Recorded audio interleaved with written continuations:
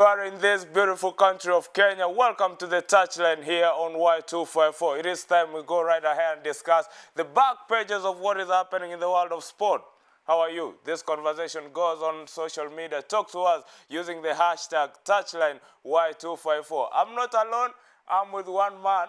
Every day you are coming with some frothy liquid. Not frothy liquid, come on, it's just a spiritual drink. You're passionate about frothy liquid. So how have you been? Are you good? I'm good. OSORO has given you the consent to look good better than me. By the virtue of my seniority at this place, I'm supposed to look dope better than you. Anyway, it's the touchline on Y254 from 12 to 2. We seek to keep you posted with the latest in the ever-exciting world of sports, both locally and beyond. A lot has happened, and the standout happening during the week. Jemima Sumgong, Olympic marathon champion, failing an all out of competitions drug testing positive for enhancing substance EPO, and we have plenty of amazing guests in studio who form the integral part of the sport. Daniel Wahome, renowned football commentator, ABC, both English, both radio and television. He doesn't know Swahili, of course. And Patrick Muleka, of course, KBC sports journalist with KBC Radio. Good to have you, gentlemen. So, how are you? Ujambo. Hiyo ndo unajua peke yake. Sasa wataka nini? Wasemaje hapa bana? Niko na kinywaji hapa. Sawa. Umekuwa vipi wiki yako? Lakini kwenye orodha ya dawa ambayo Anyway, big news. Imeorodheshwa hii. Jemima Sumgong, of course, she was seeking retaining her London Marathon come next month, but she... Actually, next 2 weeks from now. 2 weeks from now. Big setback? It's a big setback. You know, this test was done in February, but overall, I mean, the information was leaked from the IAAF to Reuters, and that's how people got it. The information, it did not come out procedurally, but still, being caught doping, mbaya sana. Mbaya sana. Mbaya sana. That's how I can summarize it. What does it say for the Kenyan Olympic team, because she was a world marathon winner at with a gold medal at the Rio Olympics for the first time in Kenya's history? I think it's going to be a setback, as people are saying, because we expected that perhaps what we won last time we are going to retain, and the whole world is actually on Kenya. Remember that we've been looking at this issue between Kenya, Russia, and we are like, it's a big setback for the country. Now that we wanted to defend that, and it was the first one, so it's actually a big thing that we have to deal with. Remember also that the issue of anti-doping in Kenya, we were supposed to have 2 deadlines that we did not meet. So perhaps now the whole world is going to look at Kenya. Why did we do that last time? And now what are we going to do next after this?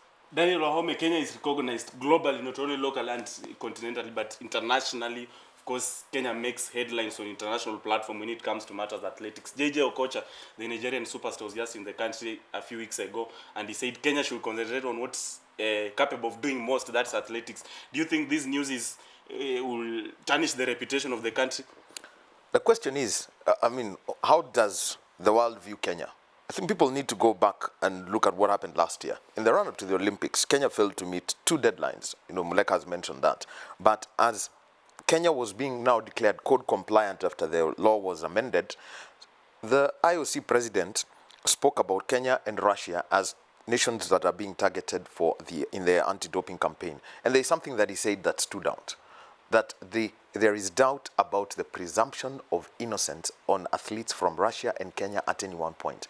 The IAAF had banned Russia from all competitions, so they were not going to participate in most of the, for example, in athletics. But for Kenya, look at how many times these athletes were tested. So for Jemima Sumgong, about 8 times before the Olympics, and I'm talking about between June and October.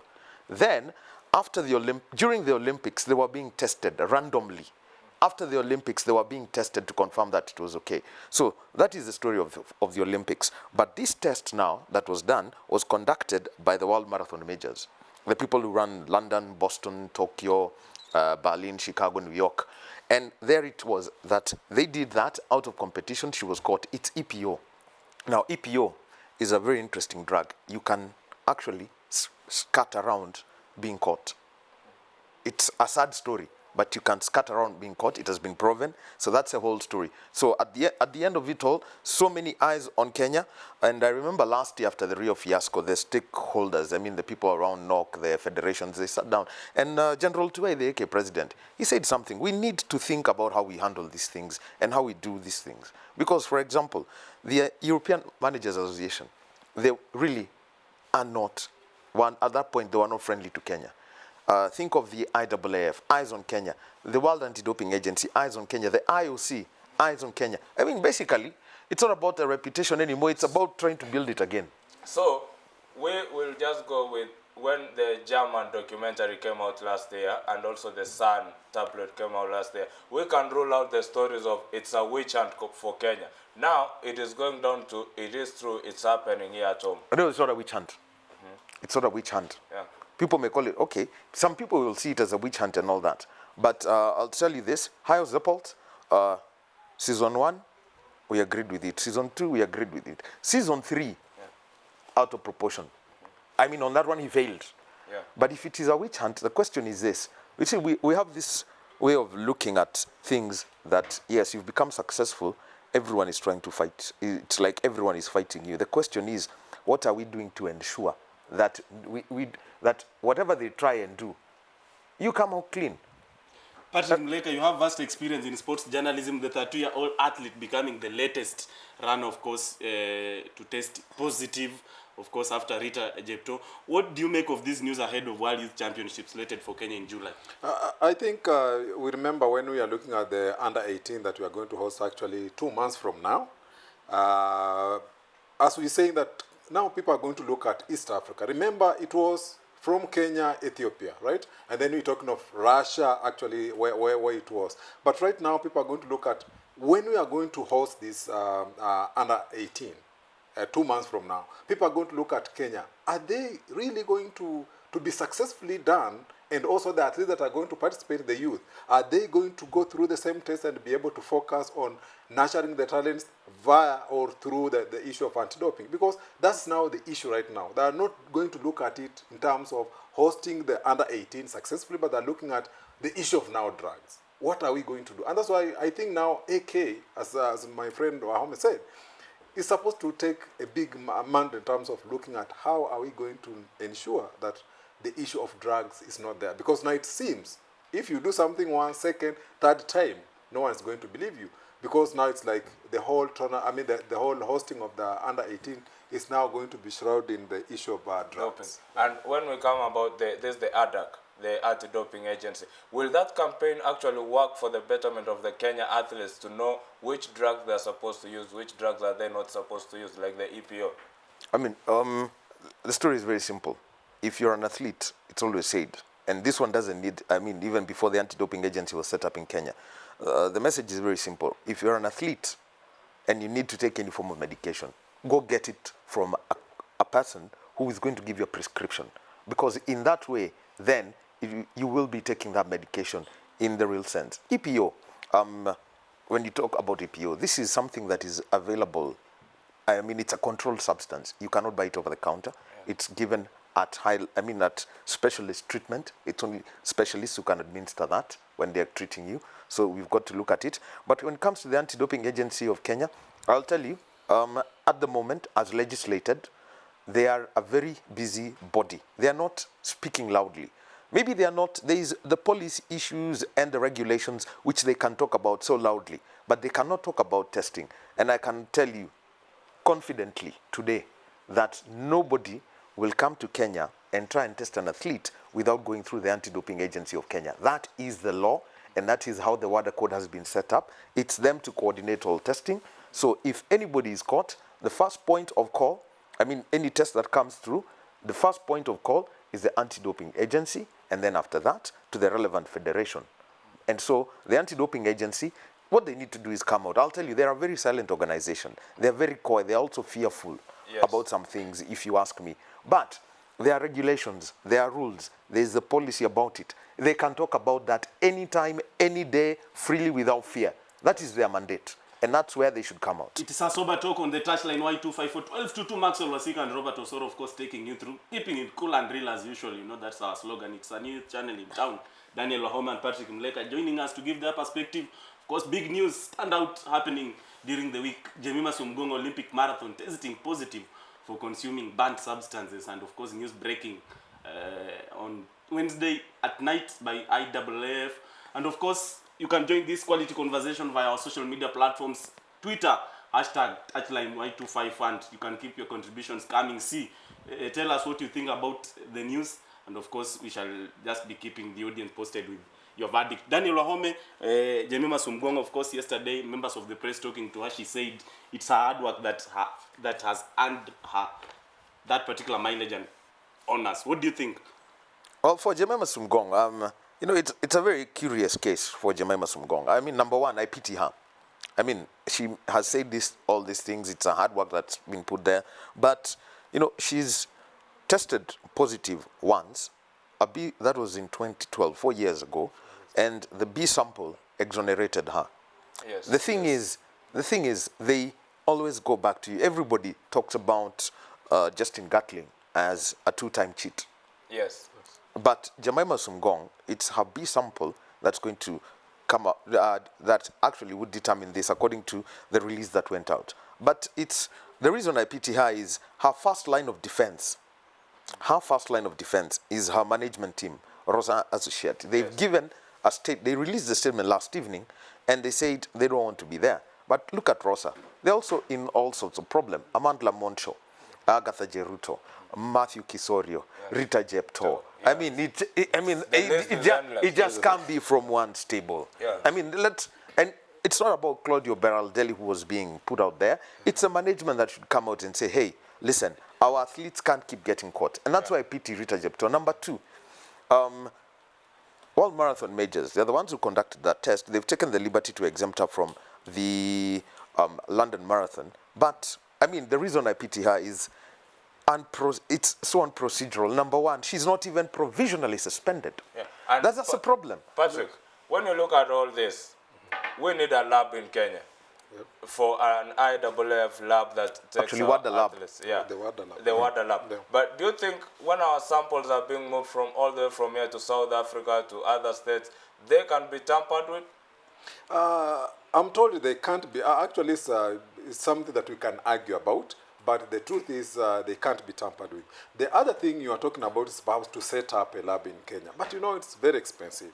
I remember when you look at perhaps what the minister was saying, Wario was saying that the budget that we have for Ministry of Sport is actually too minute to have even a WADA lab. Unless we talk to perhaps you talk to IAAF, we see if we can be able to set one here. Because the only one we have is in South Africa. And I don't think... Actually, it's not even working. There's no lab in Africa. Actually, they are saying in South Africa, but when you go there, the samples actually is flown to go outside Africa to go for testing and all that. So actually, we need perhaps to have one, but it's very, very expensive. And Patrick, of course, other people have termed this news as, you know, witch hunt from the European nations, maybe who are jealous of Kenya dominating in athletics. Do you think it's the same? You read from the same script with them, you know, Jemima Sumgong being the first woman to win an Olympic gold, maybe, and, you know, those European nations, that news did augur well with them. What do you make of it? I may say that I'm really skeptical because I think that despite the fact that we are competing with them and we are beating them, I don't think that's a reason perhaps why they can't say that something like that happened. But again, we are saying, let's look at the representatives. Let's look at the people who are managing these athletes. I think that's where the problem is. If you are having one agency or you're having a particular person who is managing particular athletes, and then you find that there is a problem, every athlete are long, if you are managing, then you need to sit down and talk about it. But again, let's not rule out, because it can happen. Remember, it happened about in Jamaica, US. We used to have that problem that why Gatlin Powers was being followed by IAAF because of that competition between them and Jamaica. That is like a conspiracy theory. What I can say. Yes, let me just let me just go back. You mentioned about the tampering of those samples. I'll tell you this. Yeah. Even the Russians themselves, I mean, with the whole story about state and how the whistle was blown, you cannot tamper with that test tube, I mean, whatever they carry it, because the moment it seals, the moment you open it, if you try and tamper with it, it breaks. So the Russians used to replace. When it comes about the lab, there are about 30 accredited labs. But for Kenya to do this, we need a lot of intellectual input into biochemistry. And that would mean working with universities, like the WADA lab in London works with a university. And one question I wanted to ask you before we talk about Paul Tergat and the NOC elections coming up is, We saw, I think, Marion Jones being stripped of her medals when they discovered that she was a cheat with doping. Do we see that happening for her gold medals? You'd have, what's happening is, if you look at it, the IOC has decided to go back to the games of 2008 in Beijing and London 2012. Yes. It's just turned out that, for example, like the 1,500 meter women's race, that was that's a disaster. Medal reallocation. Yes. So people are being tested, those samples are being tested back. And if you look at the people who are being stripped of their medals and people who've been upgraded, I don't know what will happen about the 2008 case of Kenya in Beijing. Yes. Not a single Kenya has been sanctioned, but if you look at it critically, things could happen. In the case of Jemima Sumgong, is there going to be a retro testing for the Beijing thing? That's where our worry should be. Not this particular case now, but if they decide to go back to the samples from 2016. Of course, apart from doping, on Wednesday, 5-time World Cross Country champion Paul Tergat and an International Olympic Committee member unveiled this manifesto and agenda in case elected in the upcoming polls of National Olympic Committee of Kenya on 5th May, with an independent body to oversee the elections being set up. And you know, he unveiled this team with veteran broadcaster Elena Shiveka occupying the treasurer's seat, of course, in the elections, just looming a few days from now. Kenya Table Tennis Association Chairman Andrew Mudibo, Secretary General John Kameta, Boxing Association of Kenya, will take an assistant treasurer's seat, while Jackson Tuwe, Athletics Kenya President, Vice President, second, then first Vice President, of course, is Mr. Maluki from Judo. Patrick Mleka, New Dawn, as they call themselves, of course, just seeking to unseat Kipchoge Keino from top of the leadership at NOC. I can't say that it's trying, Tergat's trying to unseat. I think the change has been long overdue. We know that because these other guys have been there. You know that Keino has been there. This other team has been there. And I think it's the right time to have new blood. And again, the issue is not just about changing the faces. I've always said this. Even in football, when we were having the elections, I used to say the same thing, that we don't just change the faces. We want to change also the structure and the way of doing things. And that's why we want that if you are going to have Tergat here, trust you me, Tergat has the following and all the, what it takes to be the chairman of NOC. Perhaps it's going to take it, actually. Better. If we put it simply, from the 13 federations, I think, who are supporting Tergat, it just needs 3 votes. And we can just say, it's his seat now. Well, first of all, you know, whatever happens, unless he's kicked out of his membership of the International Olympic Committee, you know, he's the only person who's going to sit in that National Olympic Committee executive without needing a vote. The IOC charter says, if you're a member, it's in the IOC charter. If you're a member of the International Olympic Committee, then automatically you become a member of the executive committee of your home nation. Yes. But the whole story is this. What is the role of the National Olympic Committee of Kenya? Is it to plan for Olympic Games and Commonwealth Games, Youth Olympic Games, Winter Olympics, whatever? Is it that? No. There are bigger roles. Yes. And the whole thing is this. The whole Olympism and Olympic movement thing, the whole Olympic thing is not about the games. There is more to it. What is this funding that comes from the IOC and what is it meant for? For example, it is incumbent upon the National Olympic Committee, for example, to ensure that anti-doping information is flown and education is done. Where is that? It's supposed to go through something known as an Olympic Academy. Yes. Do you know of one in Kenya? No. So Exactly. it's all about the structure and what is it that the National Olympic Committee is going to do. Yeah. For example, if you have already been an Olympian, the National Olympic Committee can actually make sure that you enjoy your retirement safely. So yes. you don't keep saying tunaomba serikali ya kwamba hawa wakongwe wetu washughulikie hapa. System huge endorsements from various federations backing the bid of Paul Tergat to seek NOC President. Football Kenya Federation under the leadership of Nick Mwendwa, you know, attending. Richard Omwela, the newly elected newly re-elected Kenya Rugby Union chairman, in attendance as well. Hockey, Kenya Hockey Union being represented as well. Various federations across the country backing the bid of one Paul Tergat. So, is it all systems to go for Kipchoge Keino to part? I do think, just like what Tergat said in his press conference when he was accepting the endorsement, that he's actually a child of Kip Keino. We can say that. He's He a draws child. huge inspiration from him, and of he has course, much this is the respect guy for who's him. taught him a lot of things in the world of athletics. So I think the issue is not about who he's going to beat. I think it's when. When are you going to have the election? I think he's in the office. When you look at the lineup, the way you said, I don't think he's going to have any hassle. The hassle, as I said in the beginning, is that what is he going to bring in? Just like what Wahoma said, that we want to have new blood, but also new structures. Are we going to have the academies? Are we going to have that lab we are talking about? Are we going, that is the issue. But in terms of elections, I can say it's actually dusted. Daniel, what do you make of the integrity of all members seeking to get elected in various seats in the upcoming polls? You see, everything is about it's about matters of perception. And there are people who are saying, oh yeah, pale kuna handball fulani inacheza kuna handball hapa na pale. The question is this, that person has put himself up. Yes. This person is technically unopposed. Yeah. Yeah. So, stop talking about him. Leta mwingine ajitokeze, atoke shirikisho lake, asimame pale aseme, sasa mimi nataka kuwa treasurer. Asimame na Lina Shiveka. Yeah. I want to be the treasurer. I want to be the assistant treasurer. I want to be the athlete representative. Things like that. So when it comes to integrity, if you have an issue with my integrity, kuna pahali ya kupeleka ya maneno. Actually, pahali mbili. Ethics and Anti-Corruption Commission. The other place is known as the High Court of Kenya. So when the uko, prove ya kwamba mimi ni mfisadi. And talking about the integrity, on March 28th, when the revised constitution was unanimously approved by 18 delegates from various federations and 11 national executive members of NOC, the new constitution provides for integrity. And after Rio Olympics fiasco, you were in Brazil, you did commentary, several management officials at NOC have been implicated in various scandals. Does that technically lock them from...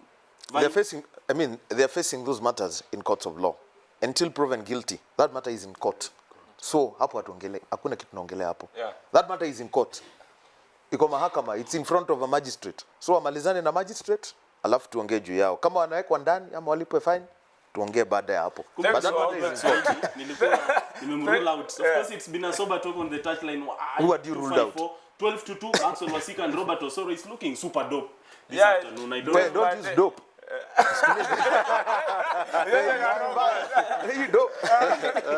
is a very good thank you we give to this gentleman for coming to our show. Also, you can join them at the English service from 3 p.m. to 5. Wahoma will be there with Sports Arena. This conversation will be going on. Muleka will be there at Radio Taifa to talk about this when he comes with his sports show. We'll be right back after this short commercial break with a feature on Langata Gremio, a team that plays in the regional league of the Nairobi County. How do they fare on in that league? Listen to it and tell us after this short break. Keep it the touchline on Y254 Online.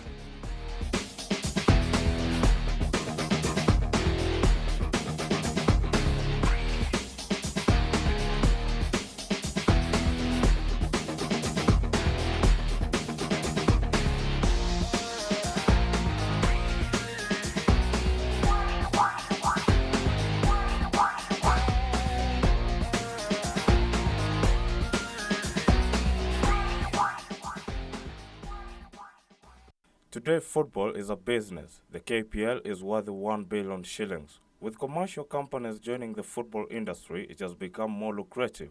However, in Kenya, we have got clubs with zero budgets, yet they are succeeding on the pitch. Langata Gremio Football Club, that plays in the lower divisions of football in Kenya, is one such club. Founded in June of 2014, it is the hunger to make it in football that drives the players to play for the club.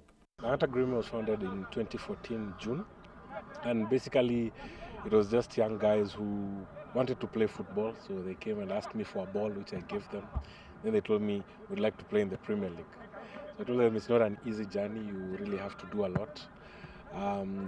They said they'd like to do anything to get there. And basically the rest was history. We decided to register a team of young men from Langata, and we started playing football.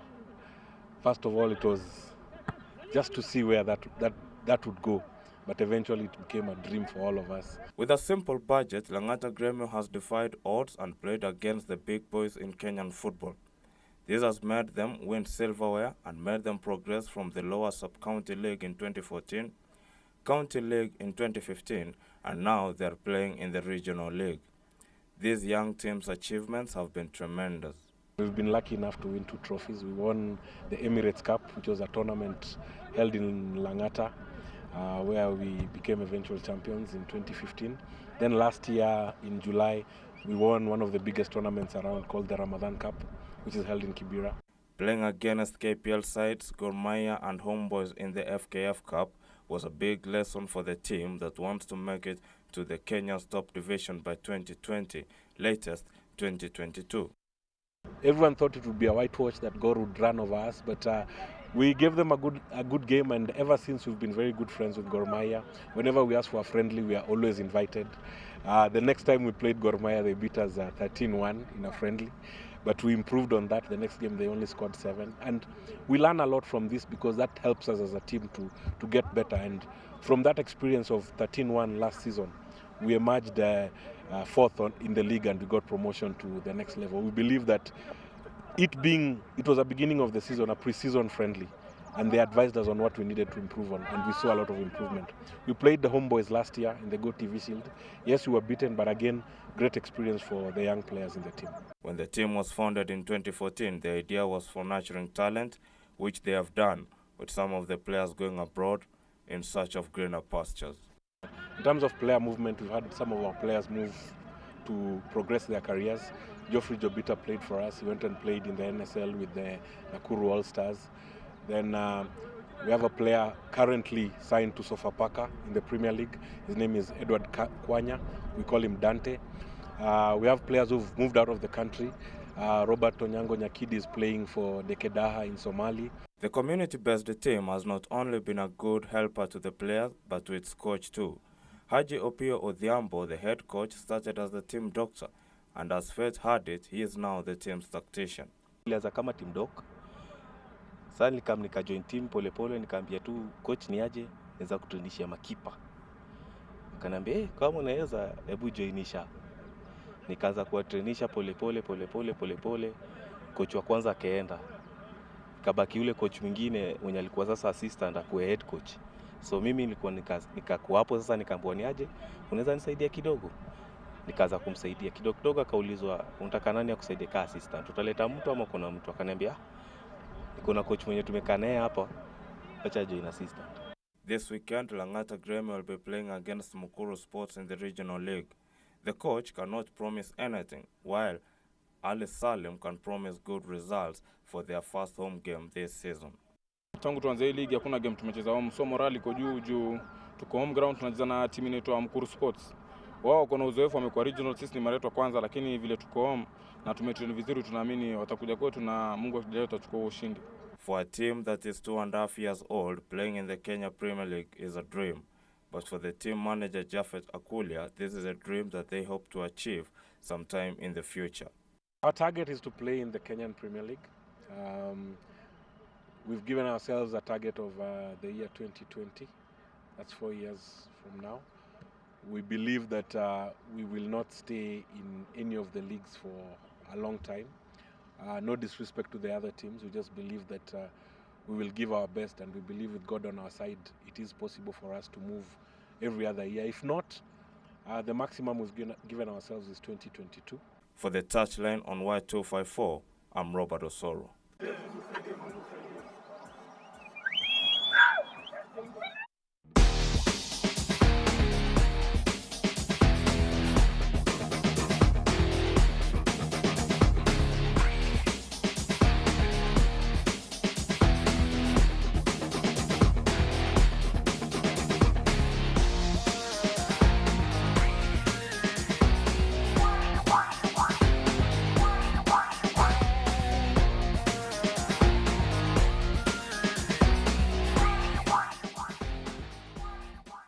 Touchline on Y254. MAXWEL, WASIKE and Robert OSORO taking it through, keeping it cool and easy, you know.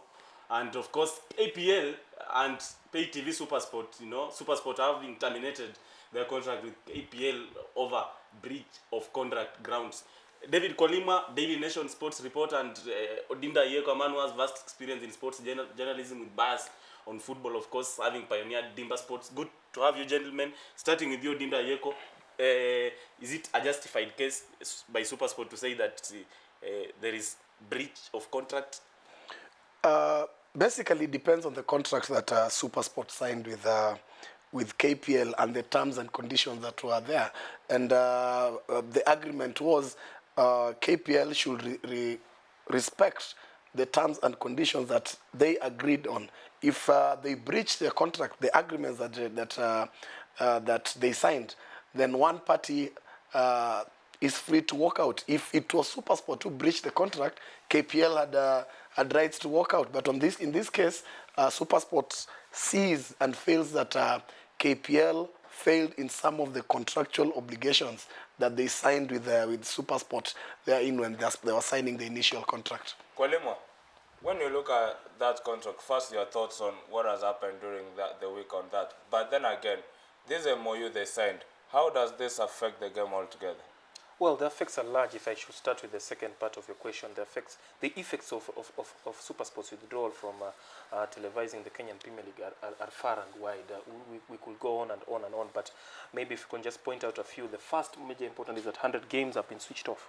100 top flight games each season were broadcasted on SuperSport and with the continental reach. Yes. Now that is no longer going to be the case. So the players who are the main stakeholders in any football activity are going to suffer because they have no platform to showcase their talent anymore, which to me is bigger than any financial arrangement that the two might have had. Now, coming to the money, the deal is for 300 million shillings a year, reportedly. Yes. Now, this money goes on to pay referees. This money goes on to pay match commissioners. This money, each of the 18 clubs competing in the Kenyan Premier League goes on to get about 600 to 700,000 shillings a year in annual grants that are not repayable. And this money goes on to pay players, goes on to buy water and everything. Now, the larger landscape is the production crews who directly depended on SuperSport for a living. I'm talking about the cameramen, I'm talking about the presenters, I'm talking about the analysts, I'm talking about the producers. And the list is endless as well of the people who directly depended on these matches being aired for a living. So if you look at it far and wide, the consequences are very, very grave. And if this goes on, if this termination is effected to the latter, which means SuperSport are not coming back, I see a scenario where Kenyan football can really, really slide into near oblivion. Football Kenya Federation President Nick Mwenda has just had a press briefing a few minutes ago, and part of what has been discussed is the issue of pitting KPL and SuperSport, with SuperSport having terminated its contract with the former. And he will be meeting KPL club chairman come next week to see whether they can convince SuperSport back. Odinda Yoko, do you think maybe SuperSport wants some direct engagement with the federation rather than the KPL, who happens to be the current runners and managers of top tier? If you see the reasons behind SuperSport walking out, they are saying that they were made to believe that KPL are the owners of the league and will be running the league. But after the SDT ruling, it became so clear that the ownership of football and by that effect, the professional league is not in the hands of KPL. And that is one reason why SuperSports are working out. But I think what happened yesterday is a culmination of the fighting that has been there between KPL, between FKF and KPL. One, over the composition of the league, and two, over the control of the league. We've seen FKF came very, very strongly a day immediately when Nick Mwenda was elected and said, the Kenyan Premier League will have 18 teams. That was last year. He did not manage to achieve that. But this year we saw a lot of comedies, teams being kicked out, being returned, issues going to court. And I think SuperSport, being an international broadcaster, will not want to be mad in all these infighting between KPL and FKF. And my thinking is they've decided to take a backseat first and see how things will go in the coming few weeks, hoping that their move is not permanent. Because as Kwalimu has said, if that move is permanent, I think we can start seeing the dark days of our football again. SuperSport has done so much. So it's important that Nick Mwenda and KPL sit down and even invite SuperSport and sort out all this mess, even if it means redrafting a new contract that will be binding to all parties. Kwalemo, It is high time that Kenyans and everybody who is a stakeholder in football to come and say they know how to deal with contracts. Because when we look at all this, there was no way that SuperSport could have accepted 24 million from the federation for coverage of the two teams. And also when it comes to the MOU, we have to know that when we are going to a contract, we are going into a contract hoping that we are going to leave that contract to its entirety. But that's not the case with FKF, KPL, and that's what SuperSport is going away with. Oh, what is it? That's a very good point, and I'll answer it on a two front. First is that the issue of contracts and Kenyan teams, Kenyan football managers is becoming very grave. If you go to the Sports Dispute Tribunal during the time you have time and just go there, most of the disputes that need to be solved there are contractual.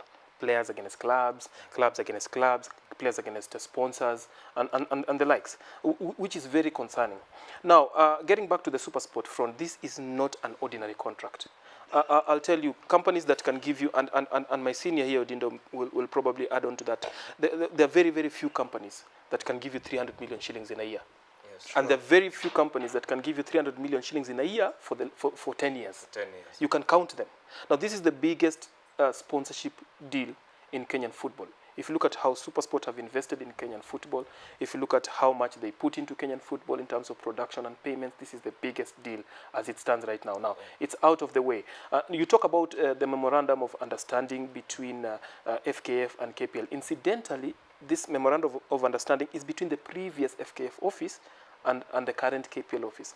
Now, normally, gentleman's agreement is when you take over, when you take over office, you take over the debts, you take over the profits, yes, and you take over all the problems. There's this Luya interesting saying that says if you take over somebody's wife, you also take over the kids. You just don't take the wife and you leave the children. You have to take over everything.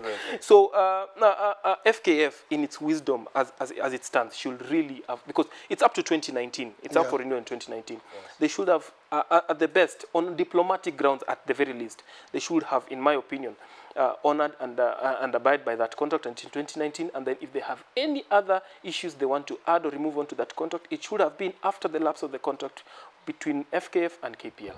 We're discussing KPL and SuperSport battle, of course, with just fixtures lined up ahead this afternoon. Several matches on card. KPL entering its match day 4 with various matches lined up, and you can join this quality conversation by our social media platforms. Twitter handle #touchline Y254. Keep your contributions coming. Give your perspective whether you think SuperSport are justified to terminate their contract with KPL over violation of contractual terms. And talking about violation of contractual terms, Banodindo Ayeko, there have been claims that SuperSport thinks nowadays a betting platform is being preferred by KPL instead of them, and it's being given much mileage instead of them, and also maybe submission of KPL fixtures not in time. The two factors might have also contributed to the departure of SuperSport. What do you think? No, I think we'll just go back to the main contract, because SuperSport are the broadcaster, the main broadcaster. SportPesa are the title sponsors. The title sponsors, ordinarily, we've seen in Barclays Premier League, they get a lot of visibility and mileage.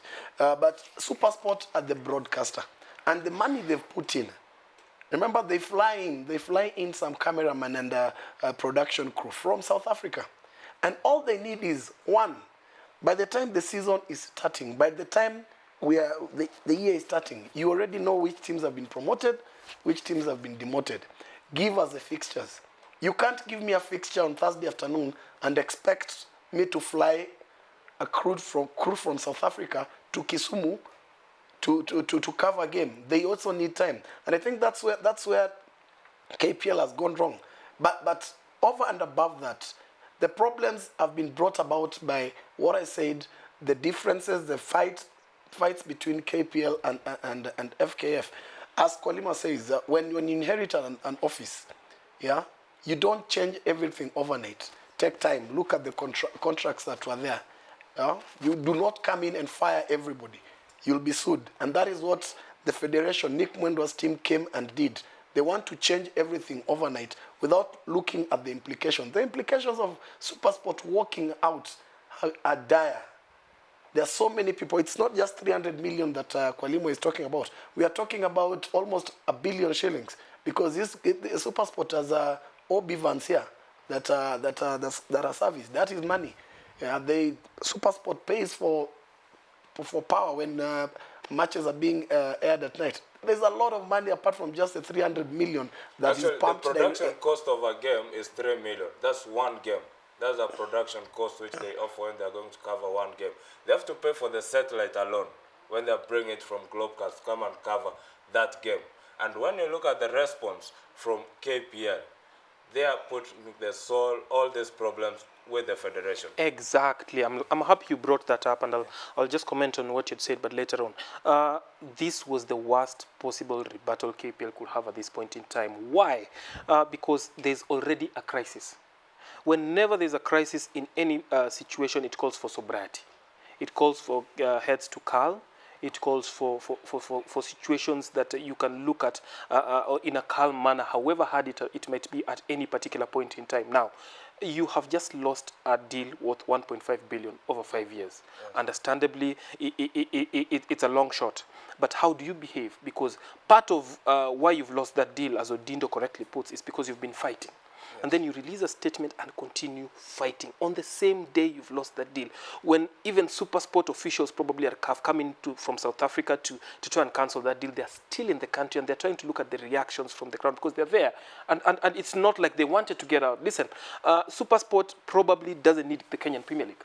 Yes. If you look at them, if you look at the investments over and above Africa, if you look at what they're doing in Zambia, if you look at what they're doing in Nigeria, if you look at what they're doing in South Africa, if you look at their capacity, if you look at their capability, they'd probably do without the Kenyan Premier League.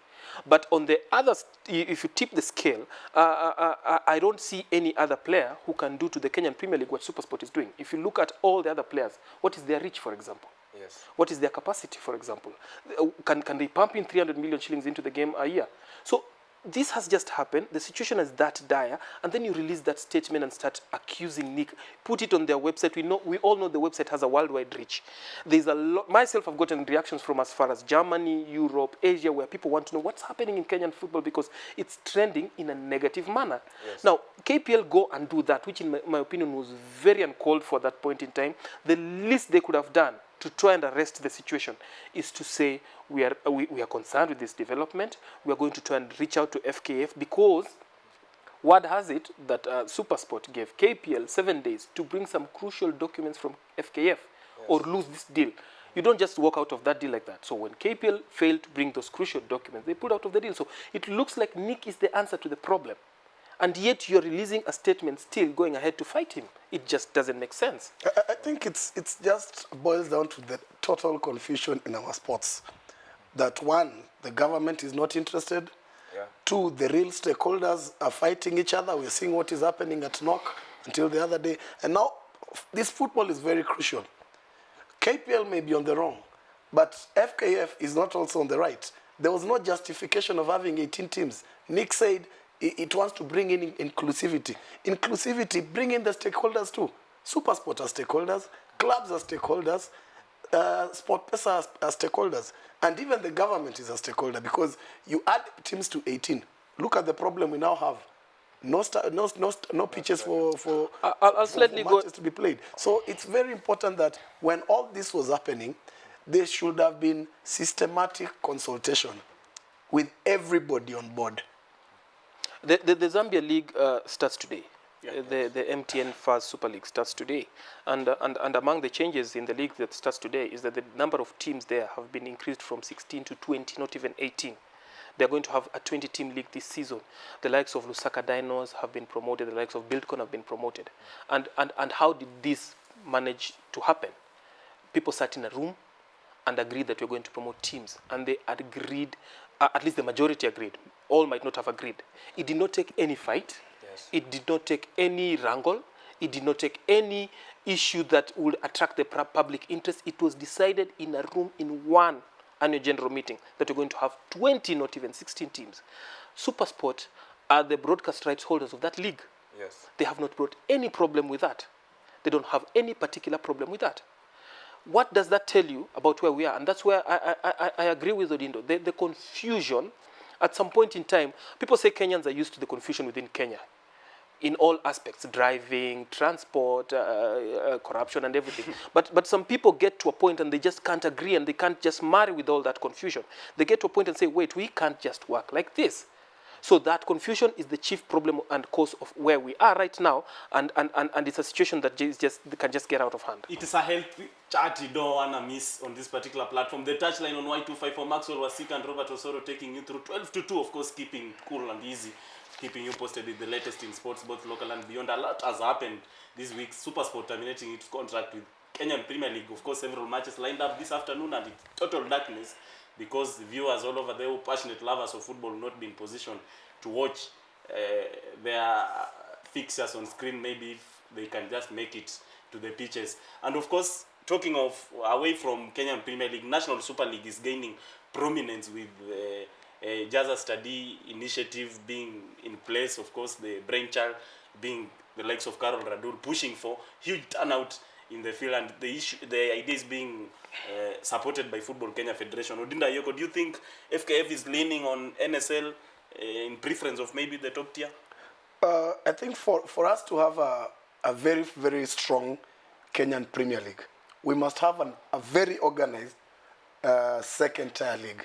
And that's why when you see other countries that have excelled, they have very, very strong national leagues and very, very competitive support league, because I personally believe the NSL is a support league of the Kenya Premier League, because that's where, if you look at most of the players that are coming into during transfer period, they come from the NSL clubs, and it shows you that there's also quality there. No, it's just that the KPL cannot accommodate all the teams, and that's why it's important that FKF strengthens the NSL, so that even when it comes now to picking players, we have representation across board. And also when it comes to promotion, there are no wrangles, there are no complaints that a team has been favored. And it's important that FKF professionalizes that league.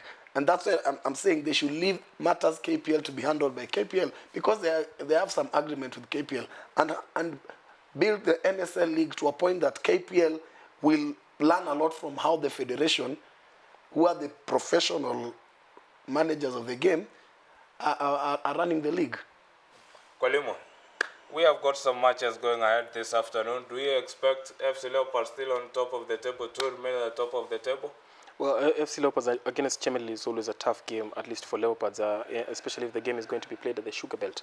FC Leopards have had a very good start to the league. I watched them against Ulinzi Stars in midweek and I was so impressed. I mean, the new coach has really come in and put in a shift and done a lot of very good things at the club. And I know it might sound biased, but it's just a fact. Forget about the scoreline, how the team is playing, how the players are behaving on the pitch, and very many other aspects. The fans were so impressed. So FC Leopards are a vastly improved squad, but Chemelil is just a stubborn team, so I expect that one to be very, very narrow. As well, Gor Mahia against Kakamega Homeboys. Gor Mahia blowing hot and cold. I don't know why. I remember just a few weeks ago, the coach went on strike. It might have something to do with that. I hope they have found their feet, because they have the best squad in the country as it stands right now. And if they are at their best today, they should be in a position to beat Kakamega Homeboys. And talking about FC Leopards, Stuart Hall, there are claims that he might be on his way out of the den to Tanzanian Giants, Azam, Yanga. What do you make of it? Nothing unusual there, surely. Frank Natal left Gor Mahia for Zamalek. How it works right now is that most of these coaches are mercenaries. They go for the best offer, and I'm sure most of us will jump for the best offer if it came our way right now in our respective job stations. So, yes, there is an informal interest. I can tell you on authority that Stuart Hall, confident in the country, one George Buana, who brought him here from Azam, was called by younger representatives and told, can you just give us a list of what the coach would want if he wants to join us. So if it gets to that point where he has to move, it's going to be very unfortunate for FC Leopards. And naturally, how it works in developed countries is that FC Leopards will try and give the coach a salary increment and retain him. They tell him, you're going nowhere, but you're giving a salary increment. I don't think Leopards have the money. So it's something that is going to play out for the next couple of weeks and probably even months. And I just want to add on Kwalimwa. I think we've sat on you on different forums, and especially when Stuart Hall came, and I said, I highly worry for AFC Leopards, because I doubt if Stuart Hall will survive to June. But even beyond that, give credit to Hall. What he's doing with the team is just marvelous. Okay, AFC usually makes a good start in the league. By the 9th, 8th game, they're usually on the top, and then they're dancing on the top of the table, and then something just crumbles. But if AFC manages to retain Stuart Hall, which I hope they will, AFC Leopards will be a team to watch in this league, considering Ulinzi are not playing very, very well. Tusker has its own internal issues. Gor Mahia is blowing hot and cold. AFC Leopards look very, very stable.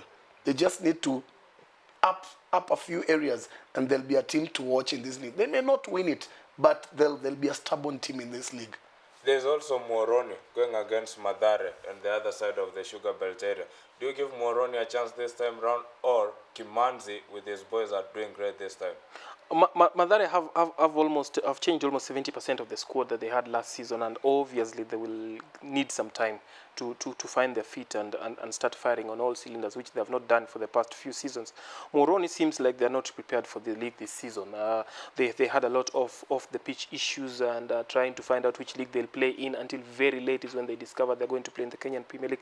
That seems to be affecting them, and then they've gotten off to a very, very poor start, losing to Kakamega Homeboys, and then the match was abandoned, then they lost the points, they're facing disciplinary action, then they went to Mombasa and lost to Bandari. So they really have to find their footing very fast. But Moroni, a team that knows how to find their way through the Premier League, I expect them at the very least not to be relegated this season, but it's going to be a very long season for them. Kwalima, it will depend so much, again, on the issue between SuperSport and KPL, because teams like Moroni and Kakamega Homeboys, they don't have shirt sponsors who can manage them to the season. Yes. And that is where it will boil down. If SuperSport will not come back, then clubs like Moroni, Kakamega Homeboys will really, really struggle to survive in the league. Madari have Betway and they have Britam. Gor Mahia still has SportPesa, same as AFC Leopards. Ulinzi is managed by the KDF, and then we have the Chemelils. I fear for Moroni youth with their problems. They already have problems carried from last year. They already have problems now. If SuperSport continues to ensure that camera is switched off, the Kenyan Premier League, I fear for teams like Moroni. Wow. Of course, it's Kenyan Premier League entering its match day for this weekend with various matches lined up on, of course, Sofapaka against Tusker FC. What do you think about that particular fixture? Sofapaka seems to be on a high-flying form. Tusker FC, having started their game against Nzoia Football Club at Afra Stadium in Nakuru, stumbling to a 5-2 loss. What do you make of the tie between Sofapaka and Tusker? This is always a tough match. Okay, Sofapaka last season were down, but Sam Simba said one thing the other day, that if his players are motivated, then that Sofapaka will be a very, very strong team. They just need that motivation, which they lacked last year. Now, early this week, or was it last week, they signed a contract worth 150 million for 3 years. And what happened the next day? They went and won. Yeah, won so, match, actually. Yeah. Basically, I believe Sam Simba. And Tusker are going through their own internal issues. You talk to the players, they'll tell you so many things that are happening there. They are not happy with the way they were treated after winning a double last season. And while they maintain they are not sabotaging the team, their performance against Zoya left a lot to be desired. These are champions. You cannot fall 5-2 to a newly promoted team. Well, this conversation form an integral part of the sport, so conversant, so informed. David Kwalima, Nation Media Group's finest, writing Daily Nation football reporter, and Udinda Yeko, man who has vast experience in sports journalism with bias on football, having pioneered dimbasports.com. Doing well, congratulations. Thank you. And maybe, David Kwalima, out of the 4 teams that got promoted to top tier, only Nzoia Football Club proving a point, and like the rest, Zuke Richo stumbling to a 2-0 loss last weekend against Nakumatt FC taking on Sony Sugar this afternoon in Nakuru. What do you make of that particular clash?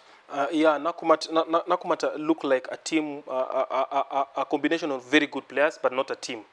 They have the money, they have almost everything at their disposal, and you'll naturally expect them to do well and be able to live to not be in the relegation spots. But also it takes time. Anytime you get into some new environment, you need some time to find your way around or to know what happens in whichever environment. Against Sony Sugar are veterans. They pull off a result when they want, and when they don't want to, they just turn up and lose. So it's a game that could go either way. But just to probably add on to your very, very good insight about newly promoted side, I'm particularly very worried about Kariobangi Sharks. I expected them to fare much better. They're a very good team, probably with an inexperienced coach, but they have lost all their 3 opening games in the league. And a lot of spotlight in particular is on Kariobangi Sharks because of, obviously, the association with the FA president and the fact that their promotion was always under scrutiny. I remember at some point the Kenyan Premier League released a statement and said part of the reason why the FKF president wants 18 teams in the league is so that it can benefit his team. And that was a very strong statement. So if the team eventually managed to secure promotion, there's a lot of scrutiny from stakeholders and even neutrals to just know, was that statement true or false? And as it stands, it looks like the statement is true. Because these teams were not promoted performance-wise. They were promoted because we wanted an 18-team league. But when you look at Nzoia Sugar, they were promoted on performance, and they are trying to perform in the league so far. If you watched Nzoia last season, my brother, you'll agree with me that Nzoia deserves to be in the top tier league. They went so many matches unbeaten. They eliminated Gor Mahia from the Go TV Shield, if you remember. So this is a team that has been molded over time. Bernard Mwalala has done a very, very good job. Mwalala, I believe, should be playing Kenyan Premier League now. Why he decided to go to coaching, I really don't know. But beyond that, he's done a very, very good job. And personally, I believe Nzoia deserves to be in the league. The management of the team is also doing a good job by just motivating the players. As for Kariobangi Sharks, I still have my issues with them, having watched them play over the last three games. And in as much as they're the chairman's club, other KPL clubs are saying KPL iko na wenyewe, and they actually want to teach the Nick Mwendwa club a lesson. Kariobangi Sharks might pick up as the league moves on, but it will depend a lot. Their survival will depend a lot on how they play in the first leg.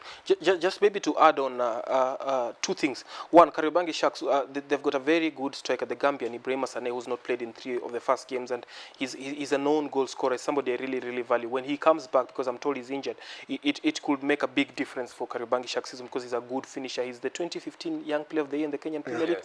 Then last year he didn't play for the first half. The second half he came in for OSORO. He scored, I think, 7 goals in 12 games, so he's somebody who can really find out the back of the net and he can really rescue their season. Nzoia, I'll add something on to Mwalala because obviously I went to the same school with him, although he was far ahead of me. He's the best way in which Kenya can develop football.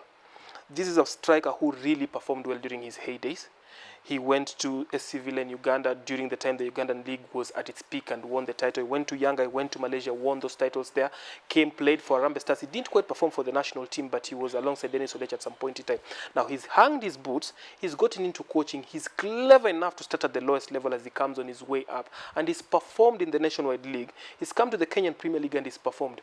These are the type of young, youthful coaches that the federation should invest in and train in, bring in the so-called technical directors from Europe, let them get knowledge upon them and then take the national team. That is how the likes of England and the likes of the more developed countries do. They hold on to a younger crop of coaches who are former players who know something about the game, invest in them technically, and then let them have the big jobs. As we wind up, I know my good friend OSORO Robert has a question pertaining Gor Mahia, while I have a question pertaining Bandari. Bandari has been on a good flying form, especially after getting the services of Paul Nkata, who just won top tier with Tusker. Besides that, what has been the secret behind this in form of late? My brother Maxwell, if you look at the league ordinarily, and it's very interesting that when the league starts, when everybody has not played any match, the top team is usually FC Leopards, the second team is usually Bandari. That has not changed. And Pesetas? Bandari are always pesetas. I won't say the same about FC Leopards because I've just said they're playing very well. They have a very good coach. They have money this time, and they have a stable office. At least they've not reached that midlife crisis in June. So we wait for them. But for Bandari, they're there because of alphabetical reasons, and they're setting pace to gain some survival. They were there last season. Did they finish among the top 8? There's a change at Bandari. Paul Nkata change. is a good coach, yes.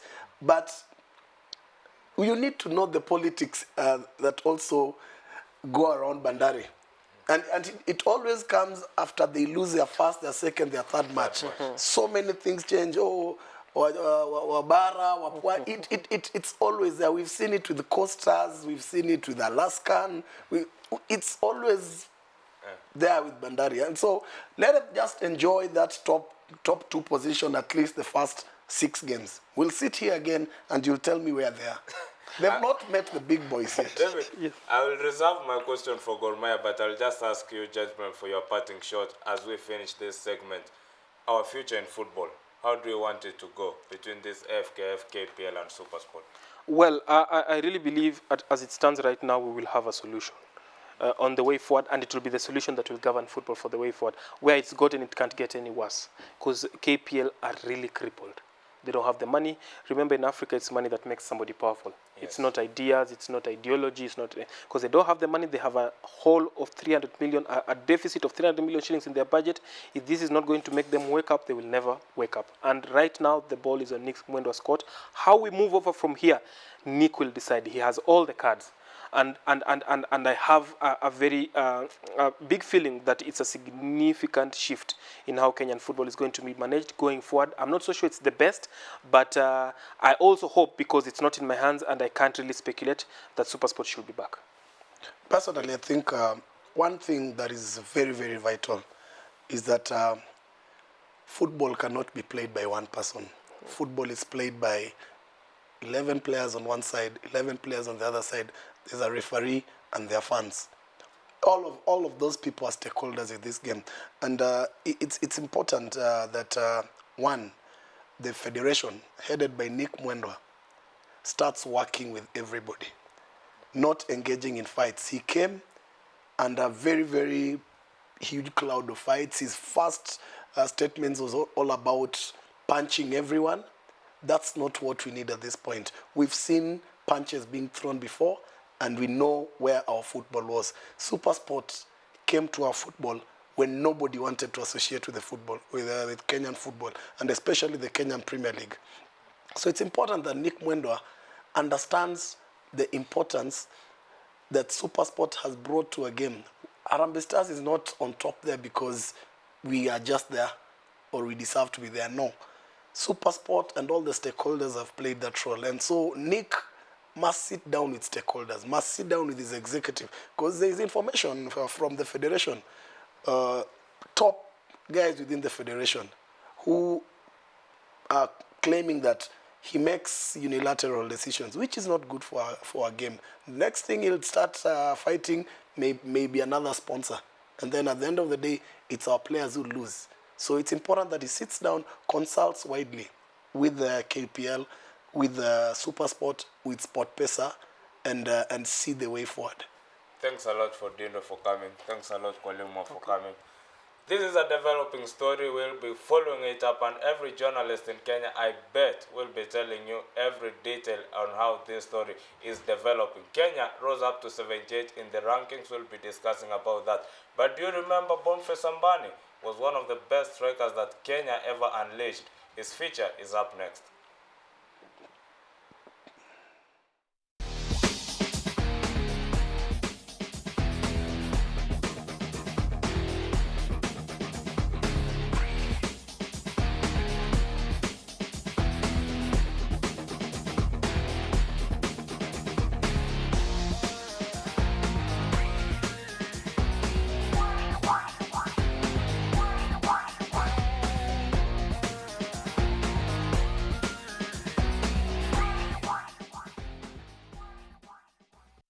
My name is Abdul Sidi, Rally Navigator, currently Principal of the Abdul Sidi Rally Academy.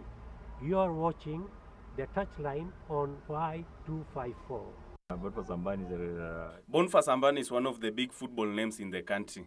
Born on 4th of November 1982 in Naivasha, Ambani quit active football at 30 due to an injury. But just like any other footballer who thinks outside the box and believes there has to be an alternative source of income besides soccer, Ambani was making savings to venture into a sports kitting business. Today, he's the proud proprietor of Bochen Sports that deals in sports merchandise. He also does branding and printing, and after setting up his farm in 2012 in Eldoret, business has been so good that he recently opened a branch in Nairobi at Tamil along Tomboya Street. It just came into my mind now that I'm out of football. What am I going to do? I had to set up a business. I didn't want to come back and maybe start looking for jobs around, which is quite difficult, you know. Then I said, okay, fine. Now let me get into sports business. I see how it's going to take me. And that's how it started. I want them to feel that those quality things that can be got here, they can use them here in the Kenyan League. So I do it with passion. It's not just about the business itself. I bring in even uniforms, replicas for Manchester United, Chelsea, Arsenal, all those fans. You know, I'm looking at the Kenyan fans, Kenyan sports as a whole, yeah, because there are other guys who want Arsenal uniforms, they want Manchester, they support those teams, they want Liverpool, Tottenham. So I'm looking into it and making sure that everybody fight on that. And then apart from that, I deal with clubs, Kenyan clubs, not only clubs all over. I deal with also corporate farms that need quality stuff. So I'm just all around into sports, and it's not only football. Yeah, I deal with also hockey guys, basketball, football, netball. You know, I just ventured into everything to do with sports. The former Lanky striker played for several teams locally, including FC Leopards, Oserian FC, and Tusk FC, where he won the league title in 3 occasions for the 3 clubs in 1998, 2001, and 2007 respectively, in a span of less than 10 years. Besides, he also played for the national team Harambee Stars as well as Tanzanian club Young Africans on continental fronts. Ambani's career stint came to an end in 2010 due to a serious injury suffered while featuring in Chinese league, but due to his unwavering passion for soccer, he still plays for fun every Sunday at Ruaraka grounds with Tusker FC. Sundays I'm always on the pitch playing football, trying to recall those days that we used to play football, you know. But to me, people think that I retired early. Okay, I should say I retired early. I got injured. I was playing football in China. Then I got injured. When I got injured, I said, okay, fine, now I have to call it quits. By the time I was recovering, my business has picked up. So I decided, okay, fine. What else? I have to continue with what I think it's necessary to me. So that's how I stopped playing football. But people still think that I also still think that I still had some little time to play. But at the moment, no. I just decided, okay, fine. Let me just Ilya bonanza. Most players taking part in local leagues have retired from football at a tender age due to injuries, and the 34-year-old has urged relevant stakeholders in the country, including the federation and teams, to cover up their players in order to prevent them from being exposed to such risks. Injuries, definitely. You never know when injury comes calling, yeah? Anytime, any minute, it can come. You might be at 23, then you get injured. There's nothing that you can do. But now, it depends the teams that you're playing with, the covers. Do they offer those covers, yeah? Okay, to me, I got injured. I was being treated in China, but I said it's going to take a long time. I decided to come back home. But when it comes to injuries in the country, yeah, I usually pray and hope that they are covered, because I've seen so many players retire. I've seen so many players get out of football just because of injuries, yeah. But the biggest problem is those players are not covered, yeah. So I advocate for the federation, yeah, to make sure that each and every team has that insurance cover for their players, so that at least when a player gets injured, he recovers fully and gets back to the pitch. Atianga netted 24 goals in a calendar year, a feat that is still unrivaled to date in the Vodacom League, and Ambani says this milestone, among others, makes standout performances during his career. I'll say my standout moment is when in East Africa is when I was playing for Yanga. Yeah, I played for Yanga for 2 seasons. At the time I was in Yanga in Tanzania, I was the top scorer in the Tanzanian league. The second season, I was the second top scorer in the Tanzanian league. So there's so many things that come up. Yeah, I won the league in with the Tanzanian Giants Yanga, and then also the most interesting moment is when I faced my fellow Kenyans in the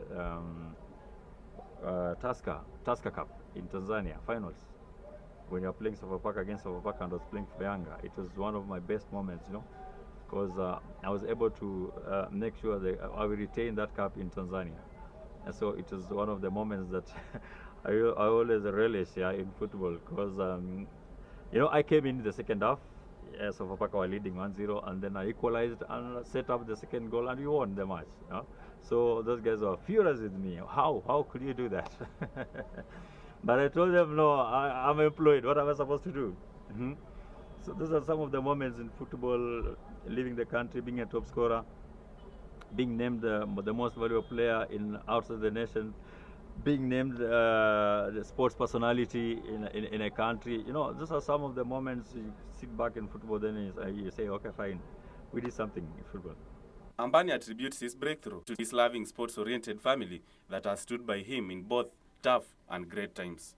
He says their family is not only known for soccer, adding that they have spread their talents in several other sports disciplines like basketball and hockey. I have a wife, her name is Helen Anyango. She has been really there for me, and she has been very supportive, very, very supportive when it comes.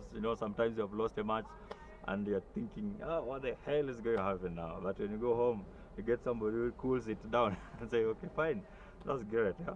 I have a family, Helen Anyango, and I have a son who plays basketball. He's in Chavakali. I have a daughter, athlete, who plays, I think, hockey. She's currently Loresho, and a small boy, Nigel, who is still thinking what he wants in life. I just pray maybe Nigel will play soccer. But apart from that, maybe they are following the footsteps of their uncles. Who knows, yeah? Because my elder bro Fred, he played football, yeah. I think maybe you know him. Currently he's coaching Nakumat FC. Yeah. My younger bro plays basketball for Lindsay. Yeah, for Lindsay Stars, and he was also in the national team. My younger sister in the family plays handball, Alexina Ambani. Yeah, she's the captain of the national team handball team. So maybe they are following those footsteps of their aunties and uncles. The former Ingwa and Harambee Stars forward is optimistic that with the new leadership at the helm of both his club and national team, some improvement will be witnessed if only player interest becomes the center of the attention. When you get people will start thinking about the player, will start thinking about the game, will start thinking about that we have grounds that we have to make in this country. I think we'll be there. But at the moment, let's say we have new office, there's new office in place. Leopards has a new coach, Stuart Hall. I think he's somebody that I know very well. He has done a lot in Tanzania when he was with Azam. So these are some of the people maybe we should be thinking, we should be banking on right now to change the fortunes at our club, AFC Lopez. So we are praying that things will change. We are praying that maybe we get new and more sponsors on board, and then from there, how things will be back. If we get the right people who think about the sport, who think about football, then I'm telling you, our nation has talent. We can go far. But now the only problem that kills our football is we have quacks who run football in the country. Yeah. So those are some of the things that have really made our soccer to go down. But if at all we get people in the right place, people think about the game, people think about football, then I'm telling you, we'll be a great nation. Coaches who have been with the national team some times back, I think because most of them they were not getting the right players.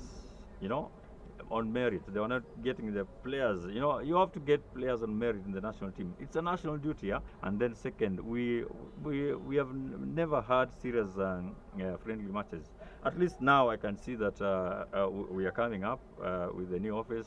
I am seeing some serious friendly matches. Each and every FIFA calendar we usually have a friendly match, which is quite positive. It helps players to build their confidence.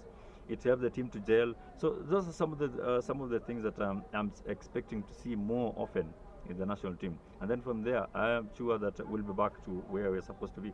Tanzania is a country where cases of supernatural ways of winning football matches are rife, and Ambani, who featured in their league with Yanga, says he didn't subscribe to the juju philosophy during the entire period he was there. No, I don't believe those things, because I'll tell you one thing. When I was playing football in Yanga, yeah, I think I had a lot of fights and wars with officials and players in the Tanzanian league and in Yanga. Guys depend so much on black magic, yeah? And then I told them, my friend, you know, you waste a lot of money on these stupid things, yeah? Because it will never happen. That thing will never help you, you know? Yeah. Because when they say, okay, fine, the team is going for war, well, you know, sometimes I'll just be open, yeah? Sometimes, the team is being taken to Bagamoyo, where I just tell them, you go, my friend, just go and come back, you'll get me here. I used to have war each and every time with the officials. And I tell them, no, my friend. I tell the players, when you go to Europe, I don't think if you'll carry this black magic to Europe. Yeah? And then I told them, okay, fine. If black magic is there, then all the African teams will be winning World Cup or Africa Cup of Nations. Yeah? Nigeria took almost, I think, maybe 300 black magic men to I don't know which World Cup, but they did not win. Yeah? So to me, that thing is not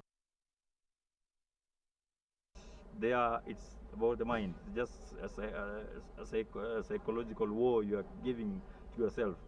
What I know in football is you have to train. You have to work hard, work smart, always be in training, discipline, everything. This thing in one nutshell, in something one, and then you're a better player. Currently, he's the Leopards under-20 head coach, and he's also involved in community sports services, offering mentorship programs to young people in various parts of the country. Besides, he's also a football analyst with various local media platforms, both radio and TV. Reporting for the Touchline on Y254, my name is MAXWEL WASIKE.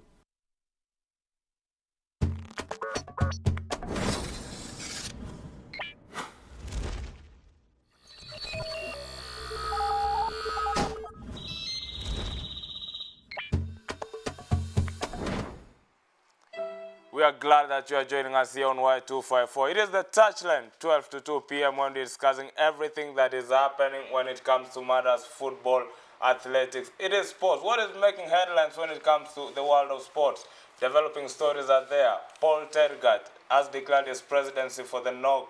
And also we've got SuperSport terminating their deal with Kenya Premier League. How does that affect our players here in Kenya? It's a big story that we'll be following. But it is time also we welcome our guests for the third segment here, and we'll also be having a chance to update you on everything that has been happening at the Hong Kong Sevens. We are really sorry. We never had that chance to talk about the Hong Kong Sevens because of the big stories locally, but we'll be giving that update at the moment. Max, vipi bwana? Yo man, it's vipi? Yeah. You is still consuming my spiritual drink, no frothy liquid anymore? Yes. Last night was epic as usual, so tonight I'm keeping off, you know. I understand. You understand? Your Friday nights are starting to become a thing of this town. They're epic nowadays. Big men joining this particular platform on Y254, keeping it cool and easy. The Touchline, 12 to 2. MAXWEL, WASIKE and OSORO taking you through discussing local and international sports. Credit Center Man United diehard supporter. The team is currently struggling, you know, chasing for top four finish in order to qualify for UEFA Champions League football next season. And Webster Mangi, Arsenal, lava. You know, you want to tell us why they call themselves certified fourth finishers and why they are aiming for a top four finish in order to qualify for Champions League football next season. But before that, rugby update, 7th round of HSBC World Series in Hong Kong. This small showing from Kenyan national team, you know, not making a qualification to main cup quarters, you know, having lost to the powerhouse South Africa and losing again to Canada, and you know they have just won their last fixture against France, 29-12 scoreline. Yeah, actually, they lost to Canada 17-14 in the game that was played early in Pool B. Then also, they lost 17-10 to series leader South Africa, who have won 4 out of the 6 series that have gone so far. But they have managed to win against France 29-12. But then again, it was a win that had no impact, considering that Shujaa have been relegated to the Challenge Trophy. For Sixth the time third this season, yes. you know, they are not making it to cup quarters. It's been dismal show from Innocent Simiyu, man who took over from Benjamin as tactician of Kenya national sevens team. Let's see how that went down in Hong Kong, 7th round of HSBC World 7 Series. And you know, Kenya Cup fixtures also on cards and finals, pitching Homeboys against Cabras. RFs, of course, they won the title last season and they're looking forward to retaining it. But Homeboys, who are seeking to win it for the first time, are up to the task. What do you make of that particular clash?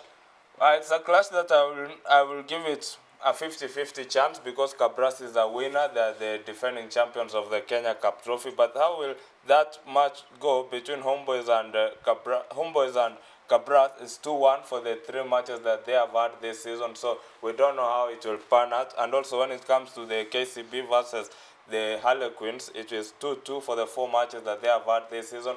It's an open game. I think we'll get a new winner this Common time LCM between Homeboys and Cabras, you know, both tacticians. They played together at the defunct Lindsay, and also they featured for KCB. Paul Murunga of Homeboys and Anton Ogot of Cabras. So it will be a standout fixture at Jamhuri. We shall be looking forward to see whether we can make it there after this particular touchline show. Kren Seteman, you never played rugby. You just, a Scrabble player. What do you make of news pertaining rugby in Kenya, involving both national team and club rugby as well? You know, rugby is a very big game here in Kenya. Particularly, Kenya has been winning several trophies regarding rugby. And when you try to compare football and rugby in Kenya, I think rugby has taken a big stride. Yeah. Webster, do you agree with Craig Seteman that rugby has grown enormously? Absolutely, because when you look at the sport of rugby in the country, it's well managed, has a decent following, and the team also does perform when it matters most. So we've seen them, especially in the sevens. But in my opinion, I'd like to see them do something about the 15s aside. Yes. We'd like to see them in the rugby. 15th player. Na hiyo mwili bana. Hapana.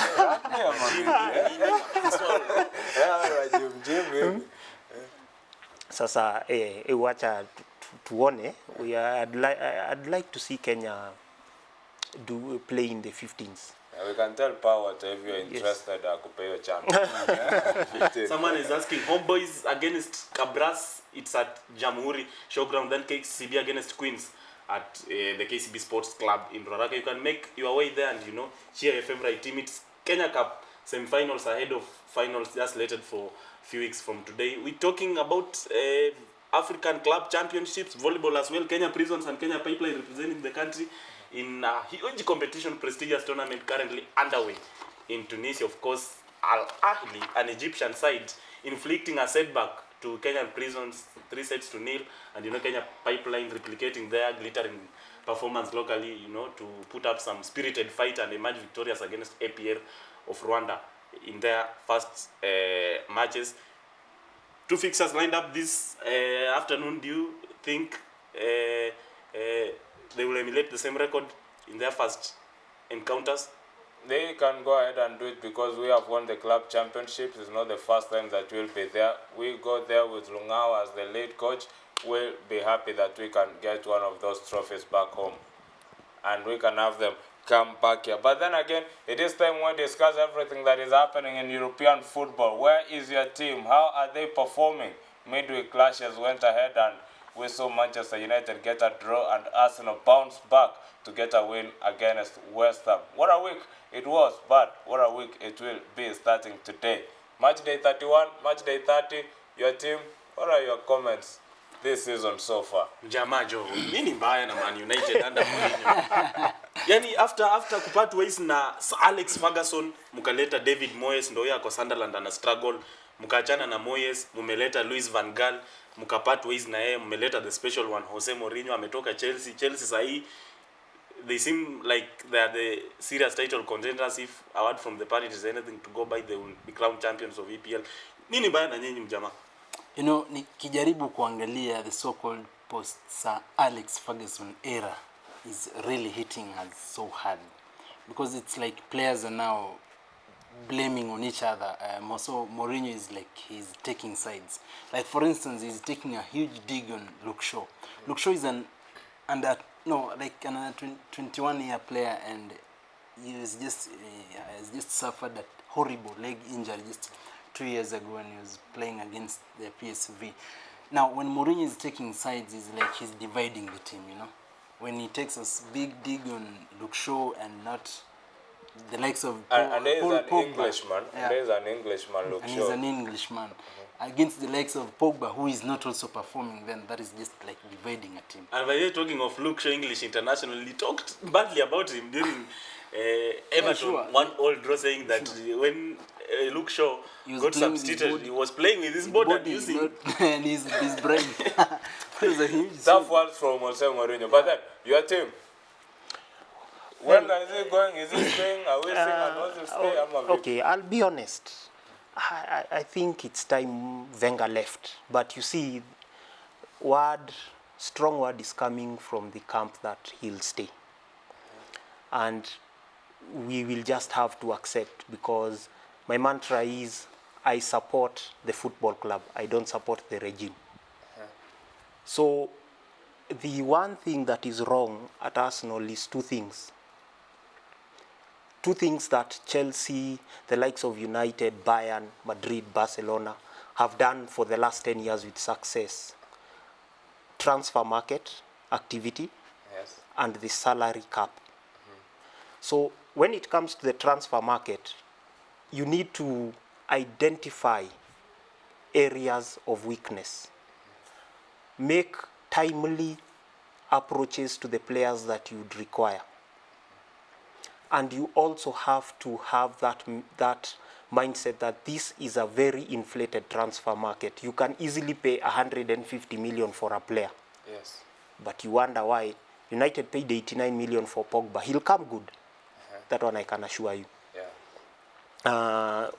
Arsenal were told to pay over 60 million for Lacazette. They backed out. How do you expect to build a winning team if you don't bring the players who can do the job? You see? And not only Arsenal and Manchester United are clubs we can look at, but one major news that came from midweek was Sadio Mane's injury. He will not be there for the last 7-8 matches for Liverpool going into the end of the season. How does that affect Liverpool? For me, Liverpool is a club that is that's playing with the mind, actually, with the mind and the fans. Yes. So, for instance, when Sadio Mane was not in the club when he was playing for the African Cup of Nations, that club really suffered. Yes. But I think as for now, Liverpool's form have really improved, and they are playing with the mind, with the crowd. Like in Liverpool at Anfield, we say you never walk alone. Yes. So Liverpool and the fans, the clubs and the fans and the players, they're now playing. They're now playing together, and they're using the mindset that Arsenal and Manchester United are really not a big threat, so they're gonna clinch on that top 4 spot. But when you look at the statistics for Sadio Mane, again, when he is playing for Liverpool, in 26 games he has played, without Mane, they have won 17. When Mane is actually in the team, they have won 17, they have drawn 3, and they have lost 2. But when he's not on the team, they have gone ahead to lose 3 games. Do you give Sadio Mane that chance that he is their star player, and when he's out, they might not make it to the top 4? What I think is, yes, he's their star player. Actually, Jurgen Klopp's setup has allowed Sadio Mane to play. He's the player who will hurt you. When you're playing against Liverpool, that's the guy you need to keep an eye on. As an Arsenal fan, we've played them twice. They've beaten us. He hurt us twice.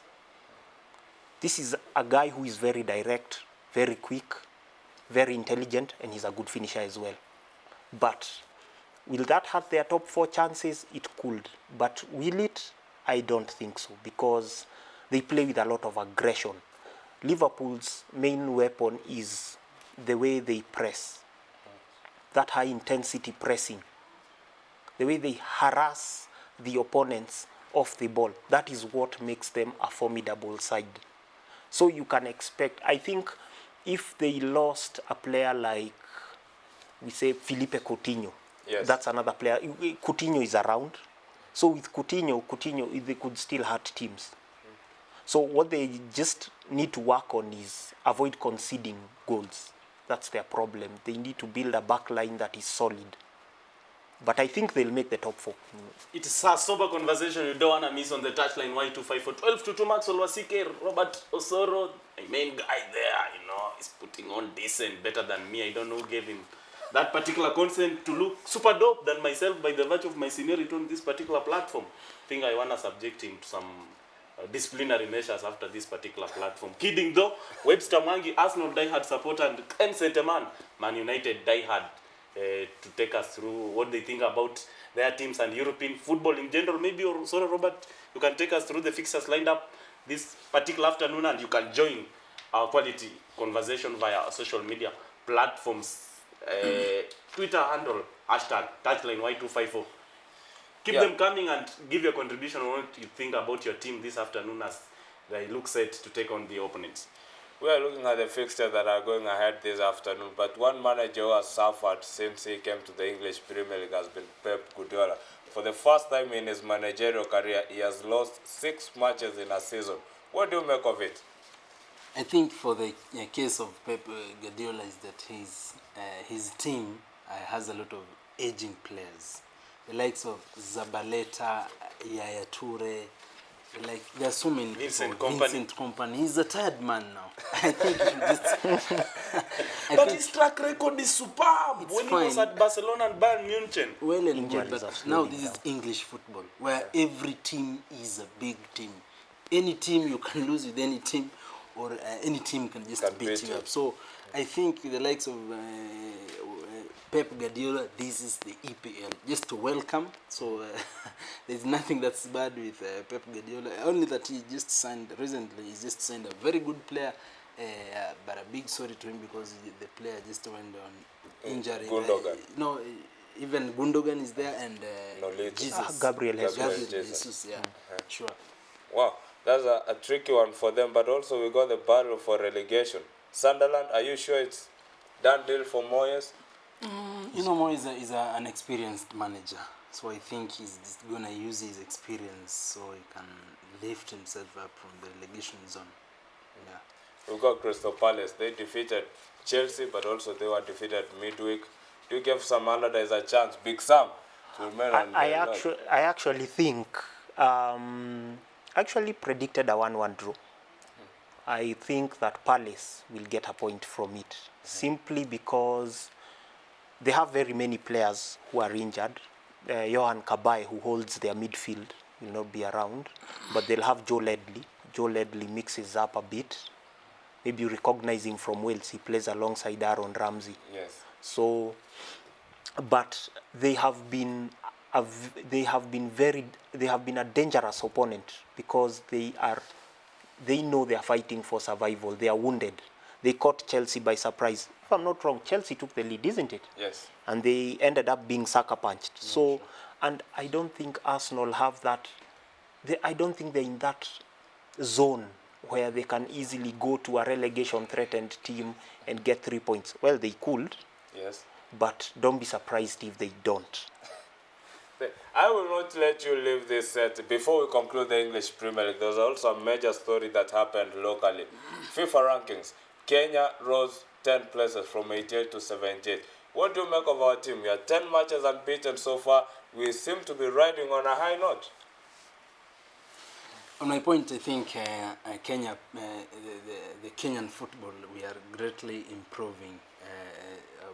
I think from the Nick Mwenda being now the leader, I think we are getting the fruits that the Kenyan football is now rising and rising on and on. Yeah, sure. What do you think about Kenya moving 10 places to 78th in the latest FIFA rankings? Who's top occupier in the men's 5-time World Cup champion Brazil? Well, it's encouraging because, as he said, Nick is leading the federation the way it should be led, and I think the one thing that will make Kenyan football get the required results is accountability. You know, I remember there is one time Kenya were playing Nigeria at the Kasarani Sports Stadium, and Kenya ended up losing a game that they were motivated to win, and the fans felt that they could have won, and they got away with it. There needs to be accountability, because when you look at athletics, when there is a poor performance, when they perform poorly, they are held accountable. When the rugby federation performs poorly, they are held accountable. Why not football? So they need to hold them accountable at all times. So they motivate them, and they also need to also give the players incentives that will make them perform better. Because we have a player like, I was just telling you off air about Olunga. Olunga is a good finisher.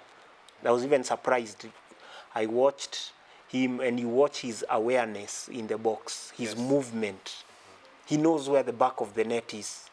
So these are the guys you need to motivate and give them that. Yes, you should be self-motivated to play for your country, but remember, this is a professional. So you need to give him that extra incentive. So I think that's what the federation should do, but good work. They are going places. It is the touchline on Y254 MAXWEL, WASIKE and Robert OSORO, keeping in cool and easy. You know, it's a new channel in town. What do you make of our set, gentlemen, Bana? You know? That's new kid on the block, doing our stuff. It's good. It's really doing well. Yeah, man. Yeah, sure. You see this guy is putting on some nice tie. Yeah, he's being paid so well. This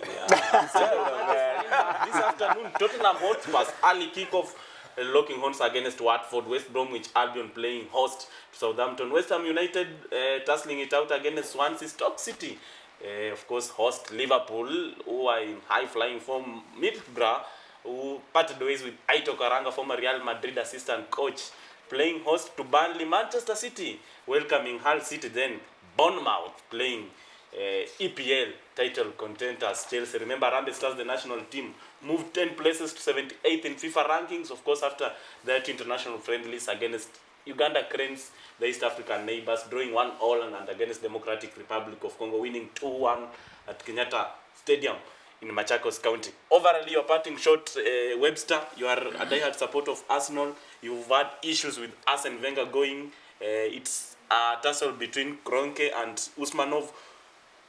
Where has been the problem? Actually, this mentality stems from the top. It's simple as that. Because the likes of Kroenke and Gazidis and Keswick seem to be very content with Arsenal finishing in 4th place. And maybe, just maybe, winning the FA Cup. Yes. Now, they don't hold Arsene Wenger accountable whenever they don't challenge for the title. As I grew up supporting a title-winning Arsenal team. Yes. I don't know what changed. So, if they cannot hold Arsene Wenger accountable, how do you expect that Arsene Wenger will hold these players accountable? Because when you look at these players, no one holds them accountable. They have regressed. The young players have regressed. You guys remember. The young players who were there 20 years ago, Nicolas Anelka, Thierry Henry, Patrick Vieira, they all achieved the potential they could achieve. Why not Theo Walcott? Why not Oxlade-Chamberlain? Why not Jack Wilshere? Why not Callum Chambers? Why not Carl Jenkinson? Why? But you can give Manchester United a chance with the term. They are trying, even if they are not getting there. They can unleash money to bring in players, to buy players. They can go out and fire a coach, which Arsenal is not doing. In a span of 3 years, they have had Moyes and Van Gaal leave. They have brought in the special one. And you can bet, if he's not going to perform, the gold scarves of Manchester will be up in arms and say, we need a new guy in town. Well, for me, Manchester United is a big club way forward than other clubs, especially my friend here. I think Manchester United, all we need is that we need to be together. We need to fight this thing from all fronts. Like for instance, Mourinho's pride should not distract the attention of the team, the attention of the fans, and everyone, even in the management, like Edu Woodward. Yes. So the thing we want is that we need someone who's going to score goals. We can't keep on relying on a 35-year-old to score as goals. Yes. We need someone like, we can't even bring back Hernandez. What's wrong with that? We can even bring back Hernandez, and you see this. There are some chances that we've lost. For instance, in the 2 games that we drew, those are just chances. You're not gonna get them. Tomorrow you're playing against Sunderland, a relegation threatened side. David Moyes is in charge. He was former at United, according to Man United supporters and the management. He flopped, you parted ways with him. What do you make of that particular fixture? Enough. And for sure, even that clash is just a terrible clash, because Sunderland is a relegation threatened team, and they can't afford to lose. Even if I think we'll be on our way here. So the Sunderland team cannot be able to lose. They would rather play for a draw. Arsenal against Crystal Palace, Wilfred Zaha. Well, seems like he's unstoppable up front. Yes, and I fear for Nacho Monreal, because he's been an excellent professional for Arsenal Football Club. He has always given his best. I know we don't expect him to perform at the level of Ashley Cole or Nigel Winterburn, but he has given his best. But against very quick wingers, he comes unstuck. And if I was Arsene Wenger, I'd play Kieran Gibbs, just to ensure that there is someone who can match Zaha for that quickness. Yes. Wow. We're hoping that those teams can go as they are planned as we are finishing this segment. Are you happy with the way we have brought Y254? It is a channel we just launched 3 months ago, and we are rolling. I can tell you that. The touchline, we have had our best. We have enjoyed every bit of it, bringing you all the very best news and sports headlines that have been making headlines locally and internationally. Developing stories, however, SuperSport terminates its contract deal with KPL. How that story will pan up, we'll be telling you as the week goes by. Sumgok and doping, it's another story that we had, and also it's a developing one. We'll be updating you with that. Paul Tergat and the NOC presidency, the election will be on May 5th. Another update that will be giving you as the week goes by. I've been Robert OSORO here for the touchline. And my name as usual is MAXWEL, WASIKE, another Maseketia, you know. Just consuming my spiritual drink, no more forced liquids. Like the way Robert OSORO is passionate about it. It's been a pleasure having you on board on the touchline Y254, 12 to 2. Remember to join us on Monday, 7:30, Spotlight on Sports. We keep you posted with the latest in the very exciting world of sports, both local and beyond, in all matters, local and international sports that has happened over the weekend. Keep it the touchline and enjoy the rest of your viewing. Have a fantastic afternoon. And to our technical crew, thumbs up for a nicely done job.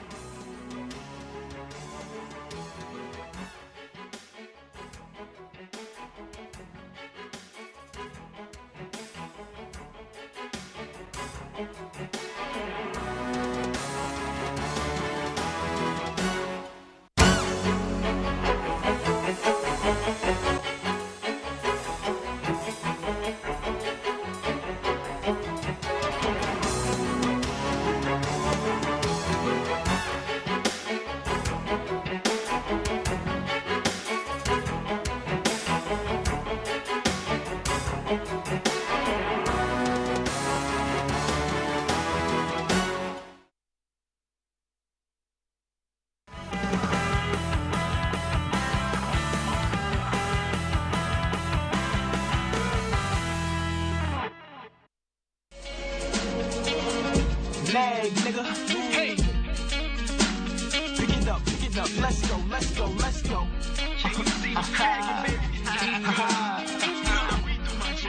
Kufanya mazoezi ni sehemu muhimu katika maisha ya kila siku ya mwanadamu.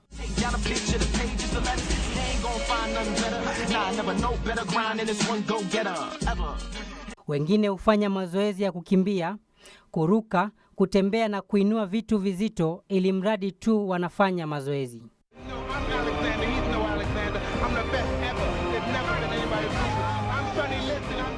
Katika ubebaji wa vitu vizito sasa, wapo wanaofanya hivyo kujenga misuli na kuboresha muonekano wao, huku wengine wakiinua vitu vizito kama sehemu ya michezo kama ilivyo michezo mingine.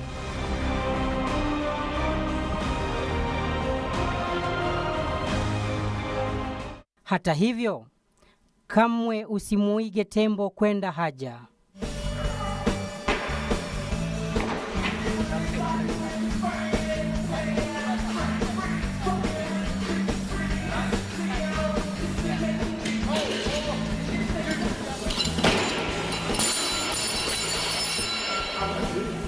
Moja ya masharti ya kubeba vitu vizito au mchezo wa kutunisha misuli ni marufuku kuinua uzito uliokuzidi uwezo. Unabisha katika hilo? Tazama hapa. Watu wanaumbuka hatari.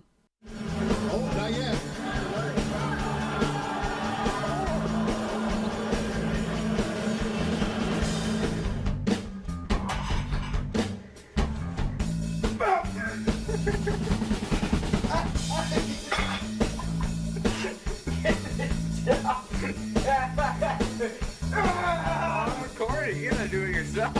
I can't. I'm busting a nut.